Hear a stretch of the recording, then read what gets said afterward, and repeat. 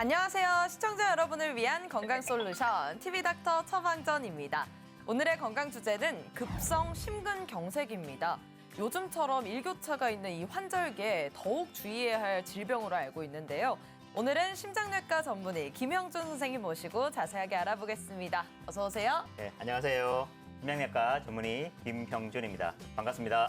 네, 반갑습니다. 선생님, 먼저 이 급성 심근경색이 무엇이고 도대체 왜 발병하게 되는 건지 설명 좀 해주시길 바랍니다. 네, 심장이 원활한 기능을 하기 위해서는 심장 근육에 산소와 영양분을 공급하는 혈관이 필요한데요. 네. 이 혈관을 관상동맥이라고 합니다. 즉, 심장 근육을 먹어 살리는 이 동맥 혈관에 동맥경화증이 생겨서 혈관이 좁아지게 되면 협심증, 완전히 막히게 되면 심근경색이 됩니다. 심근경색이 무서운 이유는 심근경색이 발생하게 되면 3명 중에 1명은 병원에 도착하기 전에 사망을 합니다. 아이고. 병원에 도착해서 열심히 우리가 치료하더라도 10명 중에 1명, 5에서 10% 정도가 사망률이는 아주 무서운 질환이라 하겠습니다. 그렇군요. 이 급성 심근경색의 증상이 주로 가슴 통증이라고 들었는데 이 외에도 어떤 증상들이 나타나나요? 예, 맞습니다. 가슴 통증, 흉통이 이제 제일 중요한데요. 네. 통증 양상을 제가 한번 말씀드리면 가슴 한가운데 답답하고 쪼이는 이런 특징이 있고요. 사람마다 흉통을 좀 다르게 표현하지만 가슴을 누르는 것다, 뻐근하다, 쥐어짠다, 쫙 부른 것이 따갑다 이렇게 대체적으로 뭔가에 압박하고 둔한 통증을 호소를 합니다. 간혹 바늘로 찌른다든지 날카로운 예리한 통증은 심근경색이나 협심증의 통증이 아닌 경우가 많습니다. 네. 그래서 급성심근경색의 통증은 이제까지 전혀 경험해보지 못한 심한 가슴 통증이 5분 이상 지속이 되고요. 동반해서 숨이 찬다든지 속이 울렁거리고 토한다든지 어지러워서 쓰러진다는 실신 등을 동반하기도 합니다. 네, 만약에 이처럼 아까 말씀해 주신 것처럼 그런 가슴 통증이 나타났다면 빠르게 우리가 응급처치를 하는 조치가 필요할 것 같은데 우리가 이렇게 당황하지 않고 대처할 수 있는 방법이 어떤 게 있을까요? 네, 심한 가슴 통증이 5분 이상 지속이 되면 즉시 119에 연락을 해서 구급차로 이동을 해서 조치를 받으셔야 됩니다. 네. 가는 동안에 응급 조치를 받으면 골든타임을 지킬 수가 있습니다. 그리고 119 대원이 도착하기 전까지 누워서 안정을 취하고 또는 앉아서 안정을 취하는 것이 좋습니다. 그리고 주변에 가족이나 사람들이 있으면 만일의 사태, 심정지라든지 심장마비 등에 대비해서 본인이 극심한 흉통이 있음을 알리고 도움을 요청하셔야 되겠습니다.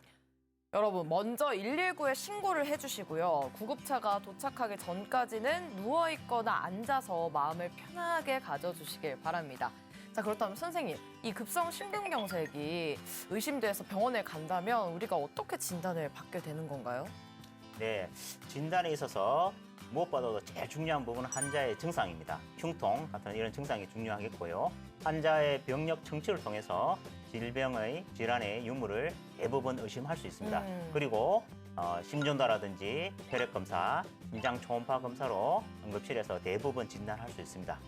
확진과 치료를 위해서는 응급 만상동맥 조영술이 필요한데요. 그래서 심한 흉통이 있을 때는 응급 만상동맥 조영술을 시행할 수 있는 병원으로 바로 가는 것이 중요하겠습니다. 그렇군요. 꼭 극심한 통증이 아니더라도 평소와 다르게 이제 가슴에 통증이 느껴지신다면 급성 심근경색 의심해 보시고 가까운 병원에서 진단을 받아보시길 바랍니다. 똑똑 쌤 도와주세요. TV닥터 처방전, 지금부터는 개인 맞춤형 처방전을 받아보도록 하겠습니다. 먼저 첫 번째 자리자부터 만나볼게요. 네, 안녕하세요. 저희 큰언니가 최근에 급성 심근경색으로 병원에서 시술을 받았습니다. 조카에게 소식을 듣고 얼마나 놀랐는지요. 그런데 전해 들은 말로는 언니가 가슴 통증 거의 없었고 약간의 체기만 있었대요. 크게 아픈 곳은 없었고 지병으로 당뇨를 앓고 있긴 하거든요. 그런데 약도 꼬박꼬박 잘 챙겨 먹었고 운동도 열심히 했어요. 그렇다면 가슴 통증이 없을 수도 있는 건가요? 라고 사연을 보내주셨습니다. 어떻습니까? 이 급성 심근경색인데도 이 가슴 통증이 없을 수가 있는 건가요? 네, 그럴 수 있습니다.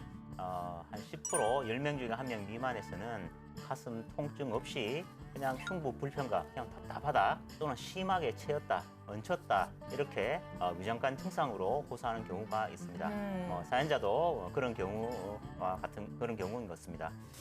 특히 이런 경우는 고령, 나이가 많은 사람이라든지 당뇨병이 있는 환자, 그리고 여성 환자에서 그런 경우가 많이 있습니다. 네.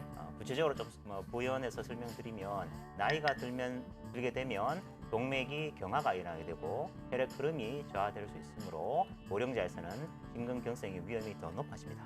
그리고 당뇨병이 사연에 있는 환자처럼 당뇨병이 있는 경우에는 이 당뇨병 자체가 심혈관 질환의 아주 중요한 위험 인자로 알려져 있습니다. 아하. 혈당이 계속 높게 유지되어 있으면 동맥벽을 손상을 시킬 수 있기 때문에 이로 인해서 심근경색이 발생할 가능성이 높아집니다. 자, 그럼 두 번째 사례 만나볼게요.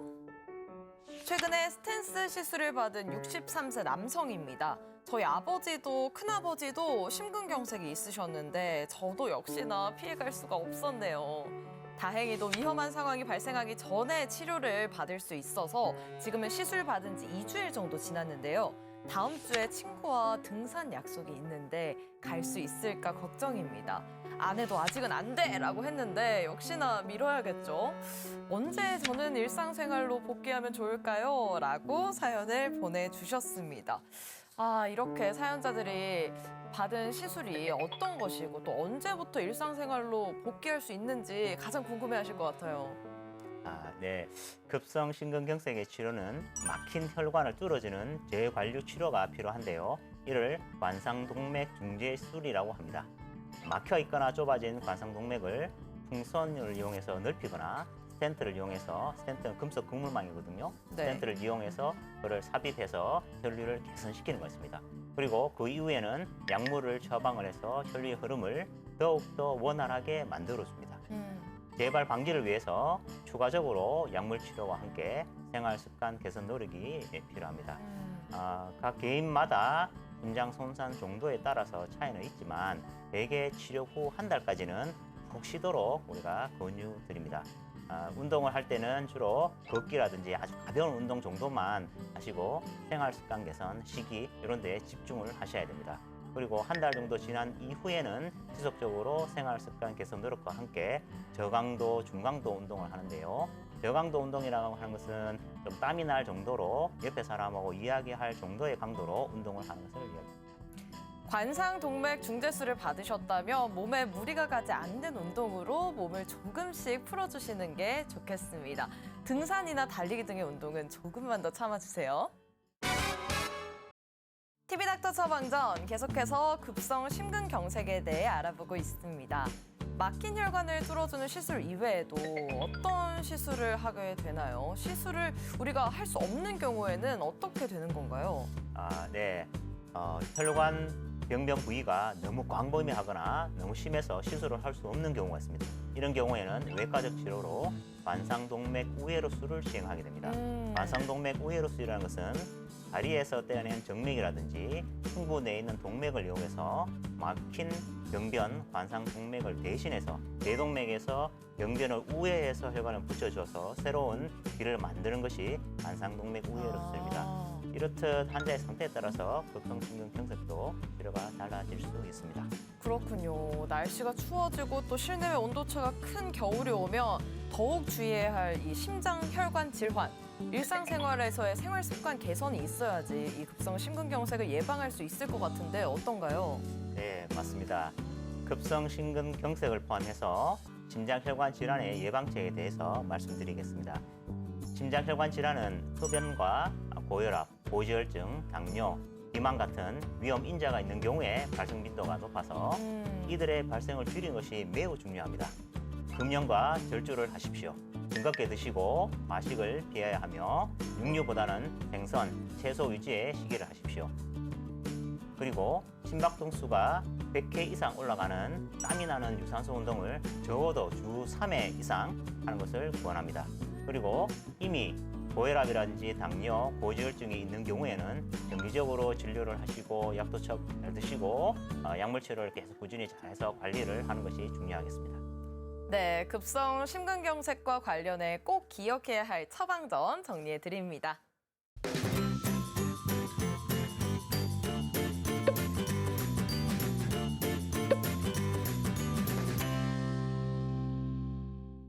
네, TV닥터 처방전 오늘은 급성 심근경색에 대해 알아봤습니다. 선생님 마지막 음악으로 정리 한 말씀 부탁드릴게요. 네. 급성 심근경색은 교련소와 같은 치명적인 결과를 초래할 수 있으므로 평소에 흉통이 있을 때 머뭇거리지 말고 정확한 진단을 위해 꼭 전문의의 진료를 받으십시오.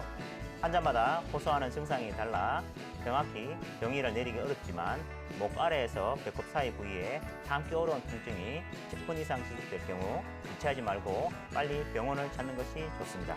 네, 오늘 말씀 고맙습니다. 저희는 다음 주 이 시간에 더욱 알차고 유익한 처방전 가지고 다시 돌아오겠습니다. 오늘 하루 더 행복하고 더 건강하세요.